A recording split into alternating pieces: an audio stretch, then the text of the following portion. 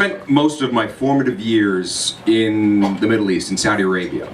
My mother is English, my father is American. They made the very wise but also difficult choice to raise their children in the center of the world physically, culturally. Socially, it's as far away from anything you would ever want to do as it is possible to be on the planet Earth. I grew up in the eastern province of Saudi Arabia in an oil company town. It was constructed entirely by this company, Saudi Aramco, which is the largest oil company on Earth. It was a gated community, armed guards, very strange place. That's where I grew up. So, we love Christmas. I was actually, during the break, just sending text messages with my sister about Christmas. My parents now live in Arizona. They just picked up the Christmas tree. His name's Theodore. Just got that information. We love Christmas. Now, it's easy now for us to celebrate Christmas and to love it, but when we lived in Saudi Arabia, it was not easy to love and celebrate Christmas because Christmas was explicitly forbidden, as was almost anything else that was fun. Drinking of alcohol, banned, can't do it. Ham, any kind of pork product, forbidden, couldn't get it. Dancing in a salacious manner with other people, can't do it. Now I want to be very clear, I don't have anything against the people of Saudi Arabia, and in fact, I don't have anything against Muslim people.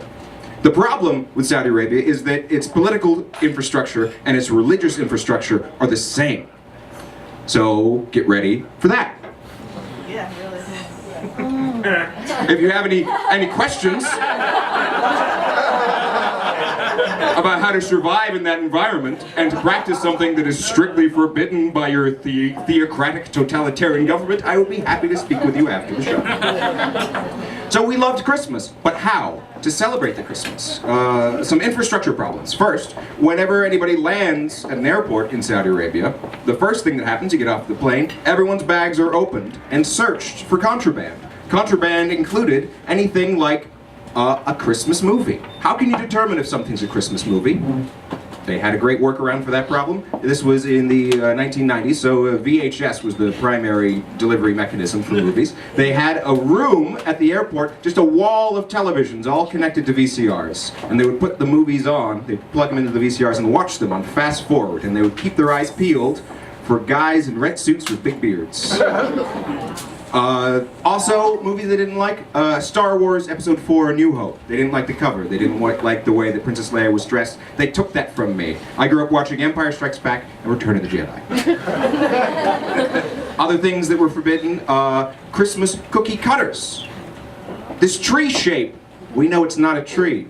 We know it's a symbol for a thing that we don't like.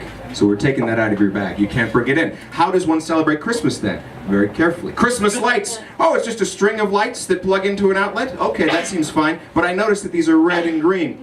Can't have red and green together. We're taking that from you. We're taking that from you. Icicle lights, we're fine. Because icicle lights show a complete lack of taste.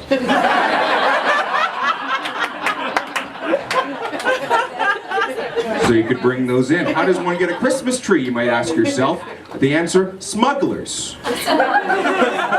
Anytime that something is forbidden, anytime that something is prohibited, of course, a very vigorous and powerful smuggler community will seek to fill that market need.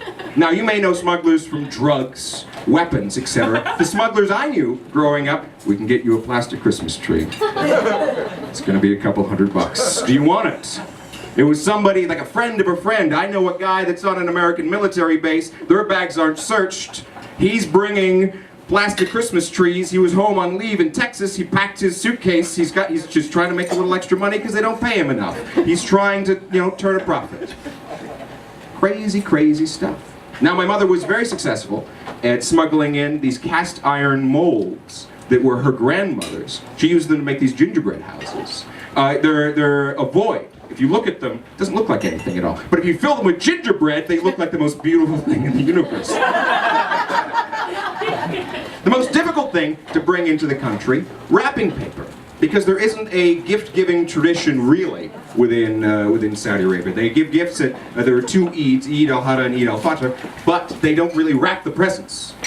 So there isn't wrapping paper that's available. So we were able to smuggle wrapping paper in small portions, fold it up inside of other things, hide them inside of a copy of a boring book. It's just a dictionary, don't worry about it. But if you open it up, folded up pieces of wrapping paper. Consequently, Christmas morning, children, so excited about Christmas and life and family and fun, carefully opening the presents. We were not allowed to tear the wrapping paper because every Boxing Day, my mother would iron it because we needed it for the next year. So to this day, when people give me things, I'm like, oh, I'm so appreciative. Thank you so much.